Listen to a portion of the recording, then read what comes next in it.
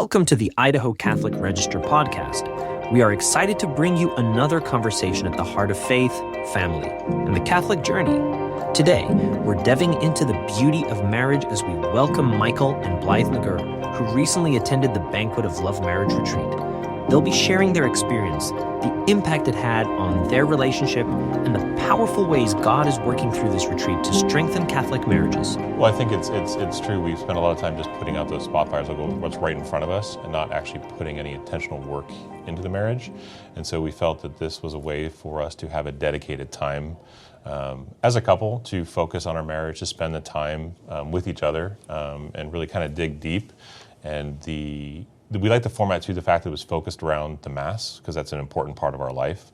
We spend a lot of time at church, and we realized that we had not taken some time as a couple to dig in and really dig deep onto what we needed in our relationship. Yeah, I would say the first time we did anything like this was in preparation for our marriage, which was, praise be to God, 20 years ago. Yeah. And then, and you're just sort of doing the day-to-day, and then we have kids, and so you're focused on that and your job in the household. And not that we don't communicate, but it was very superficial on some levels and not really getting to the root cause of some of the things. So this was a really neat way of being intentional about focusing on not just, something more superficial, but rather getting to the root cause of some of those tendencies that each of us have that then can flare up and be arguments or whatnot. And then to have it focus back on the Mass and sort of the bride and the groom, the church and Christ, and then taking that to Mass. And that was really, that was new for us. And the format worked out really well too. It was a quick, presentation discussion from Jim and Maureen, and then we answered or looked at questions individually, and then to come together as a couple to review the ones that we felt were necessary for us to talk about. And some of them we realized we were really aligned on. Like the answer was like, oh, same thing. It was really easy to realize, okay, that's an area we can kind of check off that we're good. And then where our answers differed, it was like, maybe that's something we really need to kind of dig into and talk about. And they gave us some information and tools to take back with us. And I think in the months since we went, I think our communication has been a lot more open and in depth. We don't kind of let stuff surface. Like we had an argument the other night, and we both the next morning came in and like, we really need to look at this. There's something going on. It wasn't just like this surface thing. And I think that gave us the ability to do that by having spent that time. Some of the tools. What was one thing that you guys found that you didn't realize you weren't aligned on?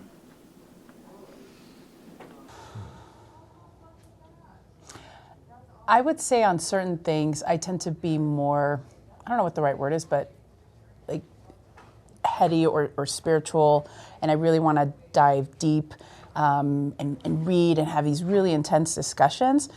And because my perception was that, let's say, his style of doing it, he's still interested in those subjects. This is just an example. Mm-hmm. But he's not, doing all this research and these videos and stuff like that. I tend to be full throttle when I do things. He's a little bit, his approach is different. And so that just understanding that difference didn't mean that he didn't care or he wasn't interested. It's just different. And we're coming at it from two different angles and being okay with that difference, not that one's better than the other.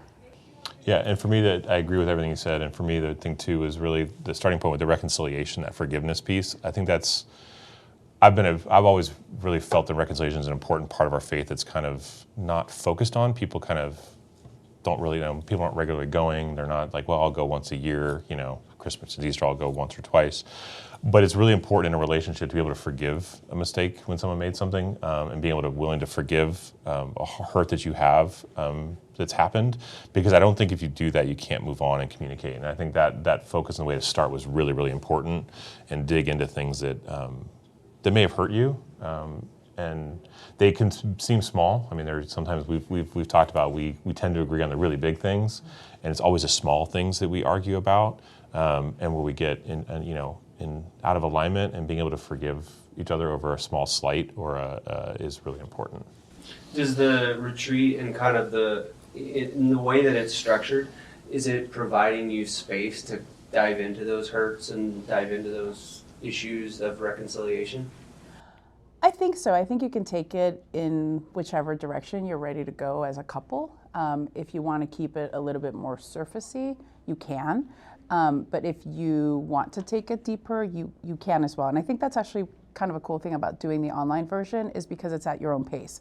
And so there may be, a week where, this is not the right week to do it, but next week we're going to dive into this, and you give yourself the space to do it. So I think you have the freedom to take it whichever way you want to go, or as deep as you want to go. Yeah, and I think you can also go back and look at the questions later too. I think that's important to go back and evaluate how you answer them, because that changes. But yeah, the questions in the format they give you, some of them are just really kind of top level, but it does give you the ability to open up that conversation to really talk about topics. Yeah, and there were certain things that I knew we were going to be aligned with, but there were other things where I was surprised that, we're actually kind of different on that. Not in a bad way, but just different opinions. And so you do get to kind of get to know each other again. Sort of like at the beginning when we first got married, we did the marriage prep. And this was the first time we'd done anything since then. And while we know each other, there are still those differences. And on some levels, on some things, those are fine. And on other things, you really need to come and find a middle ground. And so this gives you some of the dialogue and the tools to be able to do that. What about the tools kind of initiates this kind of coming together? Like, is it just the way they're laid out? Is it the questions that are asked lead to other questions for you? Like, what is that? What is that experience like? I think it requires you to actually do some self-analysis within the couple. Like, you actually have to be able to answer them yourselves and then have the discussion together. The format is you're not sitting there like talking about the discussions, like the questions live. You each individually answer them and then come together and have a discussion as a couple. And that's, I think, the important part of it, is that you're able to really you be honest with yourself. Like, how do you really feel about it? Because that honesty allows you to then dig deeper into those topics. And I think that format really, and the way that questions are structured, and they kind of start off, I don't want to say easy, but they start off and kind of build on themselves throughout the entire weekend, I think. No, I agree with that. And sorry, I lost my train of thought as you were talking, but yeah, you answer the things individually, and then you come together and discuss. And there were some where, again, we were aligned and we were able to agree. And there were other ones where maybe I thought they were more important, then we needed to dive deeper. He didn't, or vice versa. And so those were some that, because we did the weekend retreat, we didn't have time at that moment to kind of flesh them out a little bit more. But I think that would be nice in a situation like this, where you can make the time and be intentional and kind of focus on what each other thinks are important. Yeah, and I think that also there was some. I think I remember some of the questions were like, "How important is this to you?" Too, like you kind of ranked some of the stuff as like how, which I think is important to understand how important this is to your partner. Because there were things that we definitely were like, Yeah. It was like I felt it was very important, and she was like, "Oh, I don't. It's not." It was like a 1 or it was like a 10. There was that whole Right. ranking thing, which I thought was a great way to. I mean, almost like your I don't know if this was one of the questions, but like your love language, right? Your love language is this, my love language is that. Like, how do you meet together, or what are commonalities so that you're speaking the same language? But it was important to talk about how I thought that the ranking of whether or not this was important to you. Because there were things that I felt were important that you didn't, and then there was vice versa, which I think was very helpful. But then on those, sometimes the things we both thought were, this is kind of important, were very similar. They were very aligned. I would say some of the bigger Right. topics were, and then some of them weren't. And some of them weren't. Yeah. That's okay. We're not exactly the same. Which, I think that's part of the beauty of marriage, right? Is you're not the same. Because if you were the same, it'd probably be pretty boring. Right. Yeah, our life's definitely not boring. No. I think marrying, we are not the same. We are different, but we bring different things to the marriage. And I think when we are aligned, which I felt after this weekend we really were, it's very powerful. I think you come out as a couple ready to take on the world. Like really, you feel strengthened. I mean, it's like when you come out of reconciliation, you come out of Mass, you're like ready for the week, right? If you come out of confession, you feel like all fresh and clean. And then if you come out after the Mass, you had the Eucharist, and that's that you got the sending message to go forward. I felt after the weekend, like I felt really good. Like it was like a same page. It was like a fresh start to the marriage. not that it needed it, but it's like, hey, we've had these discussions and we're really aligned around stuff, and we're really improving our communication, which I think was key, and they focused on. I would correct. I think we did need it. Yeah. I think, one of the things that we took away from it was that you can't just take it for granted, that marriage is work. And there's a lot of joy in it. There's pain and there's suffering and there's a lot of growth, both individually and as a couple and, as a family. And to be able to make the time to be intentional about it and to acknowledge, sure, we have differences, but we're also stronger together. And when we are on the same page, it's awesome. And so how can we do our best to remain there, and to acknowledge that we're two imperfect individuals coming together in marriage. And one of the beautiful things that was new to me was centering around Mass. And how do you, on a week-to-week basis, take all your failures and joys, both as an individual, as a couple, as a family, and then you go to church and you lay it before the altar, and you get that, you get fed, both in the Word, in each other, and through the Eucharist. And that was super powerful because I'd never put marriage in that context. And so to have that refreshness allows you to do this course, have these tools, and then week to week, you're kind of working on them through the Mass and through that celebration. So that was pretty powerful. Yeah, I agree. When you go to Mass, are you kind of like, is it an internal reflection on the tools, or is it more of like, is there some kind of like structure around that, or how does that play into your Mass experience? Because you're mentioning like taking it to the altar and that. What's that look like? Well, I think for me, I remember two things. One is I remember we're supposed to bring our concerns and our worries and our doubts, our issues to the foot of the cross, right? That's part of it. But to me, I really saw it like the Mass was a celebration. Like it was this thing of like which the Mass is. It's a celebration of our faith, of our life, and I really felt like when we went in there, like we were really connected, and the Mass just felt different. I don't know, it felt really special, like really highly focused on the Eucharist, on putting our stuff at the foot of the cross, and then celebrate, realizing that God's going to forgive them, and then we're going to come out stronger. And then I don't know, I just had this sense of importance and reverence for the Eucharist, kind of like we should for our marriage. I don't think it was specific around the questions or anything like that. It was really just this, I don't know, I felt like I was at a party. I know that sounds weird, but it felt like it was a celebration of our marriage and our life as a couple. And that's what I felt when I went to Mass. One of the things that they emphasized, or that I took away from it, was when you're bringing up the gifts at Mass, bring up what you have that week. You're going to have struggles. And if it was, struggles or failures that you have, that's what you're bringing. And you're asking God to take those and in His omnipotence and His mercy to convert those to successes. And so if maybe it wasn't the best week in your marriage and things aren't okay and you've been fighting, to bring that and to be raw and honest with God, and those are the gifts you have that week. For better, for worse, that's what you got.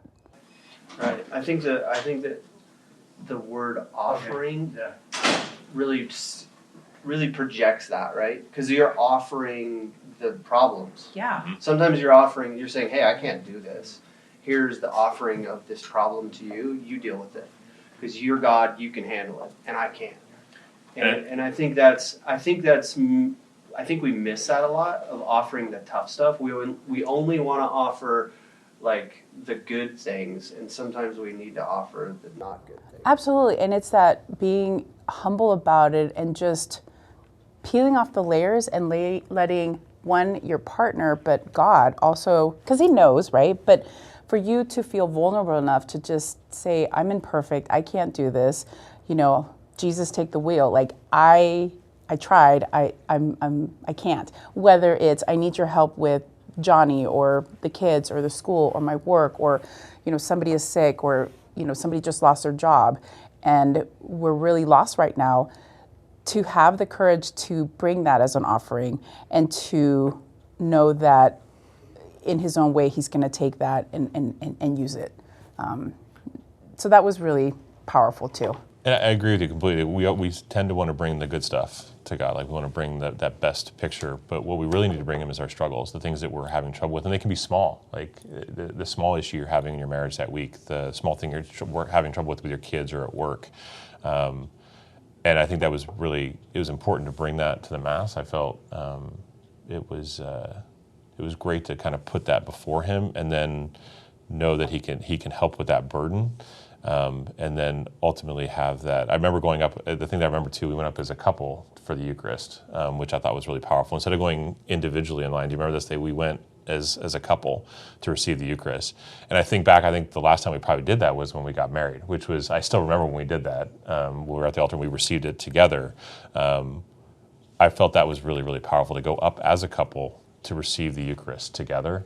That was a highlight for me at Mass. And one of the things that you just said, when you're getting married, you're accepting the good and the bad and the ugly and the dirty, right?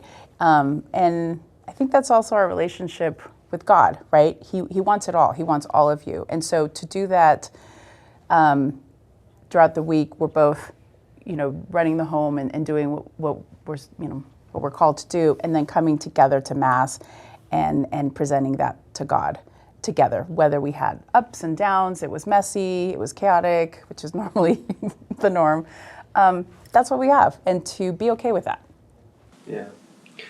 Go ahead, Jay. Well, I was going to say, one of the things that struck me in my relationship with my wife as I went through it with you all on that weekend was this term intimacy came up, and it came up in the context of having us understand that word in a bigger context. Yeah. Because so many times people see intimacy just simply as a question around sexual union and what's one's sex life like. But I really loved what they do in this program by helping us understand more deeply the intimacies that we're supposed to have, the intellectual intimacies, the family intimacies. And then that's kind of where they were helping us try to scale and kind of grade out, like, where are you on this? Why is this important to you? And that led to a lot of good conversation. So really curious about the question about intimacies in your own relationship, like getting that bigger sense of it, especially in light of what you just said about the Mass, because that's such an intimate point for all of us when we are vulnerable to the Lord and when we go to the altar. He's really saying to if he's the bridegroom and we're the bride, is this receptivity, this openness, this gift of self. And we hear it every time when at the Mass we says, this is my body, this is my blood, this is my body, this is my life given up for you. And that's such a beautiful image for couples to be thinking about in their own self-gift, like as I give myself away in love in this married relationship, this is my body given up for you. But seeing that in the multifaceted intimacies that are in marriage. And I'm just curious about that. Is that an area where, have you thought more about that intimacies, those different kinds of intimacies? Because I think that's a really powerful part of this program. I agree, because when you talk about it, people only think about the physical, right? But there's other ways to be intimate. And I think that, for me, it definitely did. It definitely highlighted some ways that we value what we consider time together. And it could be a conversation.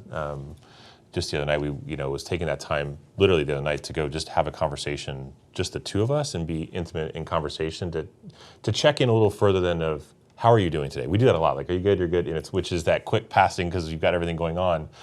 But we actually took a dedicated time and actually just talked, and I felt it was a much deeper conversation than we've had. And for us too, being able to spend the spiritualism, going to Mass together, going to, which we haven't done in a while, going to reconciliation together, which we used to do. I think those little different ways of intimacy are important, and we always focus on the physical. And I like the fact that to me it helped us identify that there are other ways to be intimate and how we're very different in what we require in the relationship. Yeah. One of the things that I appreciated that weekend as well, which, online you may not get this, but we were with other couples, and while the retreat was for each individual couple, you heard there was some sharing, and I found it very rich to hear from couples who had been married longer, and so they're older. So how things can change as you age, and And then there were some couples who were much younger. And so what intimacy is as you age and what you, things that you used to do, maybe you can't do anymore because of physical limitations, or things that you used to enjoy, you've moved on to other things. And just that concept of, it's a dynamic process, right? And again, to emphasize that you should work on your marriage because it shouldn't be stagnant. You're both hopefully growing as individuals and as a couple, and to continue to feed that.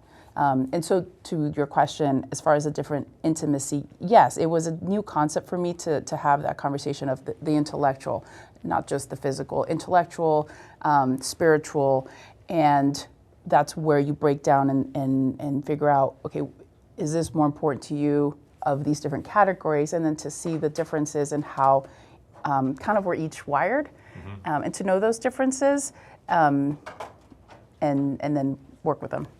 I think too, it helped me realize that over our intimacy was very different when we were first married versus it is now almost 20 years later. We know each other a lot better. And so for good and bad, we know our touch points, so we know what sets the other person off. We also would know what brings them joy and how to really connect with them. I'm just laughing because it wasn't too long ago, we were going around the dinner table about eye color. And I always assumed his eyes were brown, which they are, but in the light, they're actually kind of green. And he was just like, seriously, how long have we been married and you don't know that my eyes are green-brown? I was like, I'm sorry. It's kind of funny. But I think that's what I got out of it, was that our relationship has changed, and what we value as intimacy is different than when we were first married. And there's different levels, and there's also different, people are wired differently, but there's also different times. There's times where you might want to be more physical, and there's times that you want to be less. There might be times where you need that spiritual or intellectual intimacy, and there's times that you don't. And I think that's really important.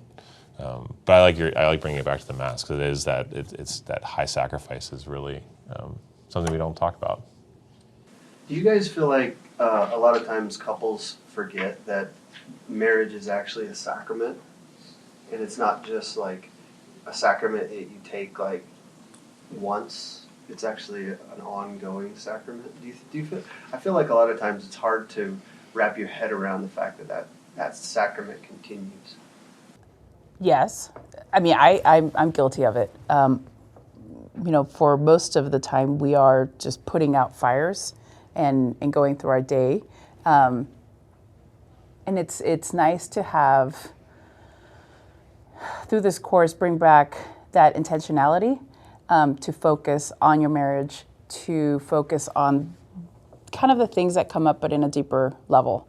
And then to have the space also to celebrate it, which is the Mass. I agree. I think we do forget about it, right? We think that marriage is that one-time sacrament. We had it when we first got married, and that's it. I think relating to the Mass, we don't go to Mass just once. We go to Mass once a week, at least. We have the opportunity to go much more than that, which is a sacrament that we really receive over and over, just like reconciliation. I think you're right. We need to be thinking of marriage that way in this retreat. This course gives us the opportunity to realize that it is an ongoing thing. It's something that's continuous. It's not a one-time you're married and you did that sacrament and we're done. And I think we forget that. As I know you're right. It's something you don't think about. That's like, oh yeah, this is a sacrament. It is an ongoing sacrament every day.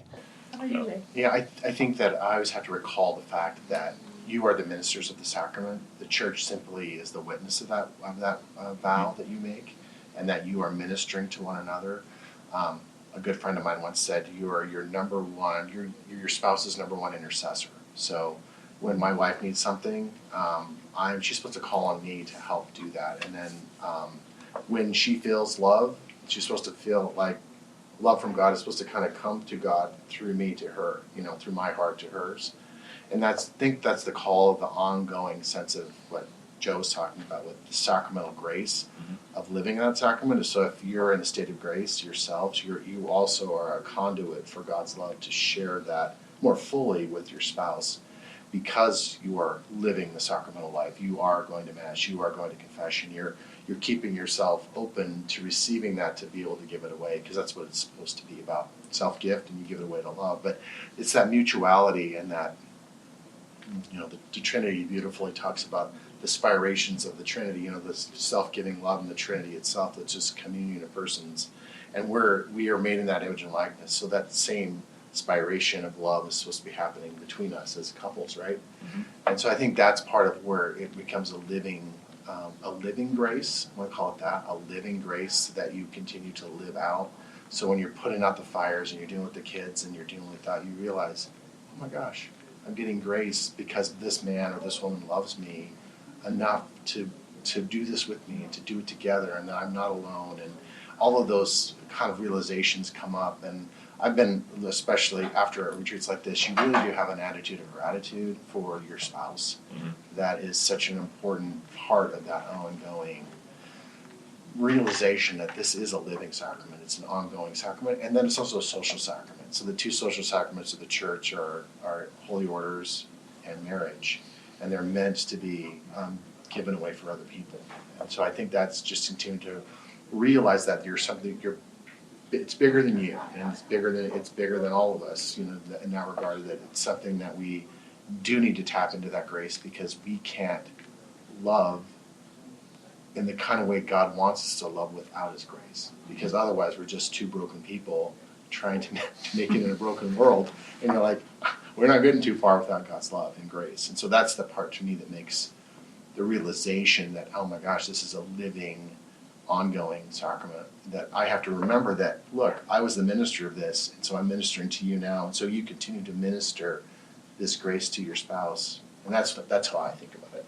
And on that same context, to then take those differences and, to use them, like, I'm not him, he's not me, I don't know what it's like to be him, he doesn't know what it's like to be me, but we know each other's strengths and we know each other's weaknesses, and so when we need to, we can bring them up and use them, or, sometimes jokingly we can highlight them, and be okay with being different. And then coming together stronger. And going back to your point about the social sacrament, is then hopefully that through that strengthening that marriage and being an ongoing sacrament, that you then become that example to our outside world, right? That if you're blessed with children as a family, that this is your unit, this is your little church at home, that you got to live it every day, and then show it to the rest of the world. I have a question for you guys about the impact on the kids. How is it? Have they said anything? Have they noticed anything? Have you noticed anything within your relationship with your children, and kind of how that has played on as you guys have come out of this experience? The first thing I noticed was actually the day of, because the question I had was, how are we going to do this with the kids at home? Like, how are we going to, and her comment was, they'll be fine. They're old enough that they can stay by themselves. So for me, it was at first giving them the ability and responsibility to stay home while we went to the retreat. We went for the day, for the weekend, which was big. And I think it allowed me to kind of let go a little bit and let them grow a little bit. I think one thing I've noticed is we try to intentionally pray as a family, and they'll notice if we've missed it. They'll notice if we don't, like, hey, are we going to say prayers before? If we'll say it's time for bed, and they'll like, are we going to pray before we go to bed? So I think they're noticing those patterns that we try to end our day in prayer, and they notice if we don't. They know when we're aligned too, when we're on the same page, and when things are going well. They notice it when we're looking out for each other and being intentional in the relationship. I think they notice that. I would say that, sorry to interrupt you, but we've been working on that communication and being on the same page. And a few days ago, we weren't. And that was very clear to them. In fact, one of our daughters brought it up and didn't understand what was going on because, she wasn't part of it, but could sense that something was off. And that was really striking to me, that we had been really trying to be on the same page, and then when we slipped, something's different with mom and dad. And it actually really helped us to forgive each other and then get back on working on our relationship and working on communication. So it wasn't so much when we were on, it's when we fell off that they noticed something's different. This isn't mom and dad. And it helped us get back onto working on communication and presenting that strong Unified front? Unified. For me, it was noticing the impact of when we weren't looking out for each other and taking care of each other in a relationship, like being intentional with it, how much of an impact that had negatively on them, on the kids. That was really eye-opening for me. That we weren't, because we weren't being intentional, that we weren't taking the time to focus to use the things we learned about being like communicating, making sure we're taking care of the other person's needs, listening, being aligned, really treating it like the sacrament, treating it, with that respect. They noticed. Yeah. And I guess because we're doing that with each other, we're doing that with the kids as well. Really checking in with them. How are you doing? If one kid's slightly off, maybe, pull them out to the side and just, hey, how's it really going? And I know with our two older ones, that they have that space where, not drastic things, but they've been able to kind of dive deeper in, well, this is going on. And so we have, again, being intentional and listening to them. Whereas maybe before we were just kind of check, everybody's good, okay, move on. I think it going back to that analogy of the putting out the fires at surface level, I think the check-ins have, because our communication is strengthened, it has with our kids too. Like, we don't want to just say, "Oh, I'm fine." Okay, well, that's not a good answer. What's actually going on? Where are you actually at? And let's not just put out the little surface thing. Let's have a deeper discussion. Let's have a more open conversation. Like saying, "I'm okay," is not a valid answer in our family anymore. Right. It's like, okay, well, what does that mean? Or how was your day at school? It was fine. Okay, well, what does that mean? Versus before, okay, that's fine. Like, check, we're good, right? There's no fire. Versus now, no, like, I really want to know what's going on. And I think that not just with us, but with the kids too, of, I want to know you. I really want to know what's going on for both of us. Yeah. And it's changed the questions I've asked the kids too. Like, I don't ask just that surface, how was school today? I'll ask something particular, like, who did you have lunch with today? Or what was your favorite, what did you learn in this particular class? To try to spark that conversation, to go a little below the surface and not just put out the I'm fine fire. So I have a question for you guys. How important do you think this weekend was? I mean, I know this isn't, the structure of the online isn't quite the same, but it's still kind of intensifying your communication on the times and kind of scheduling out when you're going to meet. Yeah. Where maybe you wouldn't naturally just focus on your marriage for these times. You just kind of do the 20 years of cruising along, just like all of us do.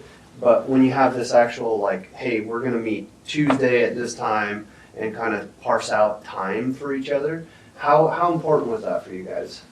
I think it was extremely important. Yeah, I think we didn't realize how important it was until after. Like, going in, we basically went in because some friends said, hey, you want to do this? We're like, okay, sure. And we're like, yeah, marriage, it sounds like fun, but it was so much more. Yeah.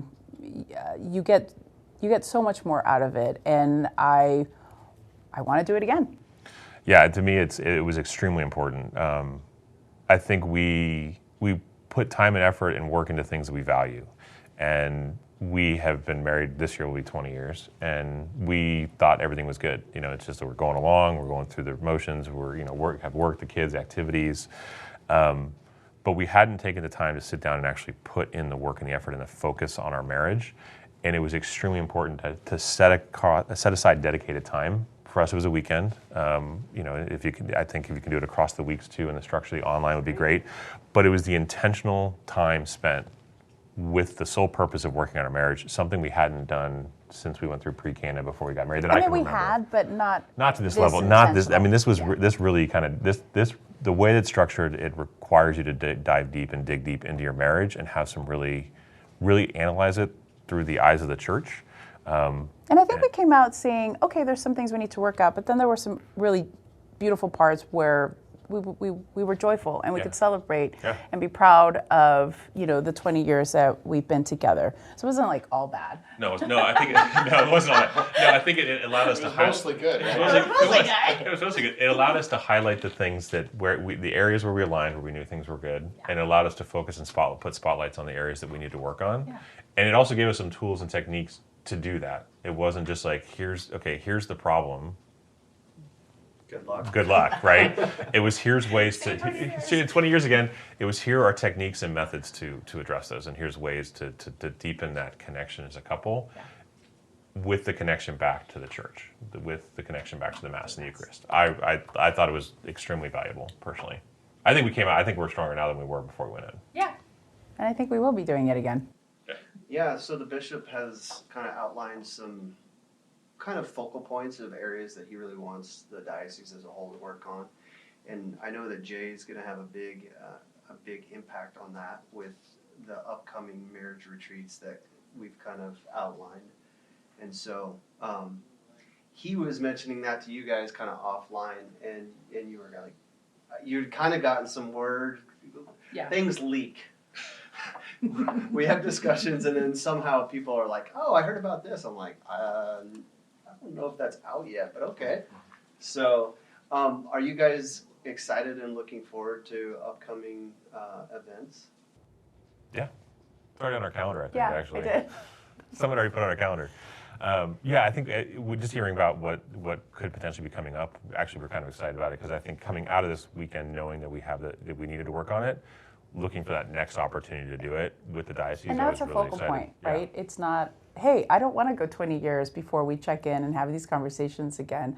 I want to do this more regularly. And then to have something like a conference or a talk to go to that focuses on this and maybe gives you some other ideas or tools, great, let's do that. Versus before it was like, I don't know, maybe we're busy, maybe we can't. Yeah. Now it's become more of a focus, and that's exciting. Become a priority.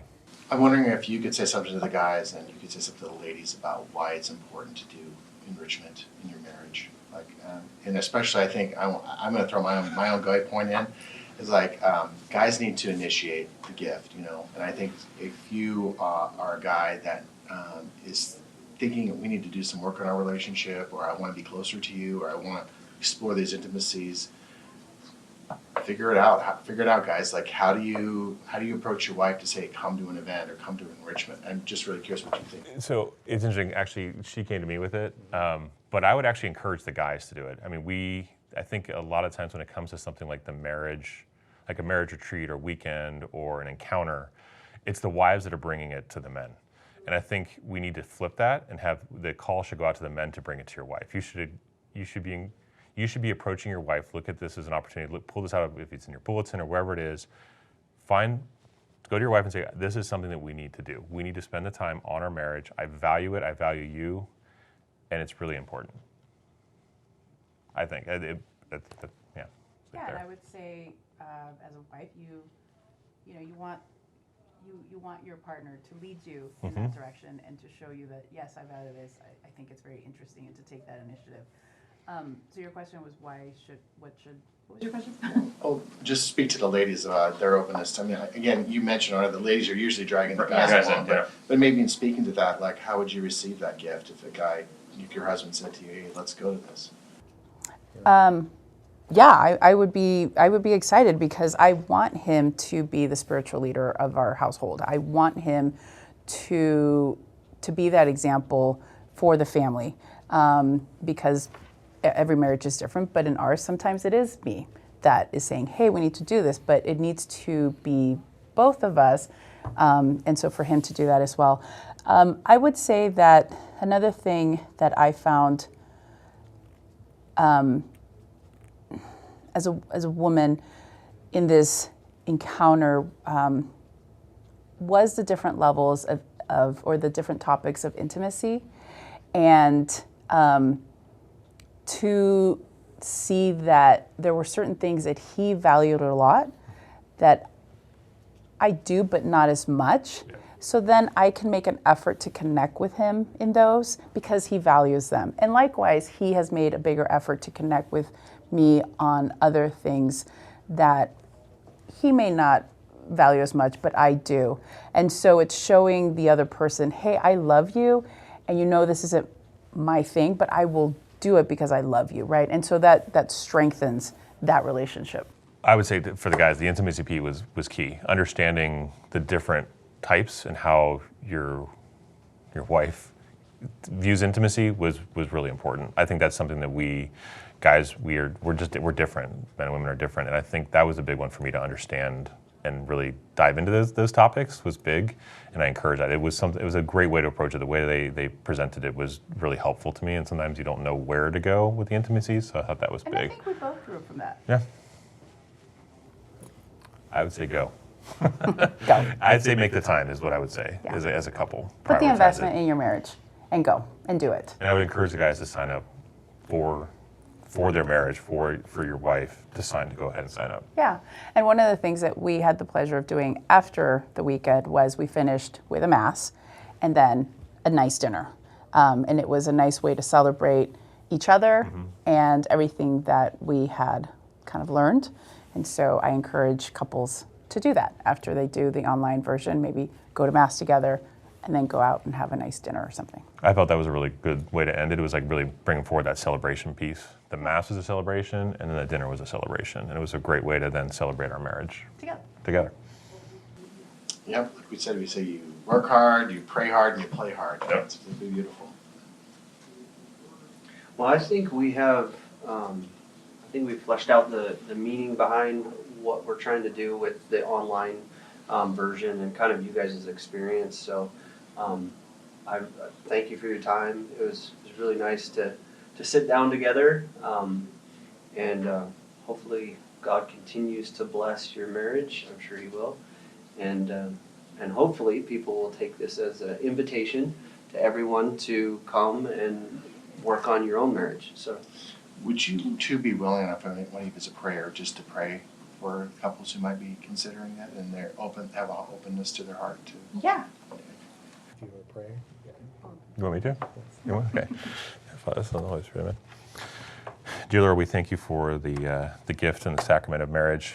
We pray for those couples that are evaluating or learning about this upcoming opportunity to strengthen their marriage. We ask that you open their hearts and minds to that message. We encourage the men to speak up and bring it to their wives. We encourage the wives to bring it to their men, to their husbands, for this encounter. We will then pray for those during the week that they really use this as an opportunity to dive into their marriage, Lord, and bring their offerings to you in Mass as a couple, as a marriage. And we pray this in your name. Amen. That brings us to the end of today's episode. A big thank you to Michael and Blythe McGirr for sharing their experience at the Banquet of Love marriage retreat. Their story is a beautiful reminder that marriage is a journey of grace, growth, and deepening love. If today's conversation resonated with you, be sure to share this episode with a friend or loved one. And if you're interested in strengthening your own marriage through a retreat like Banquet of Love, keep an eye out for upcoming opportunities in the diocese.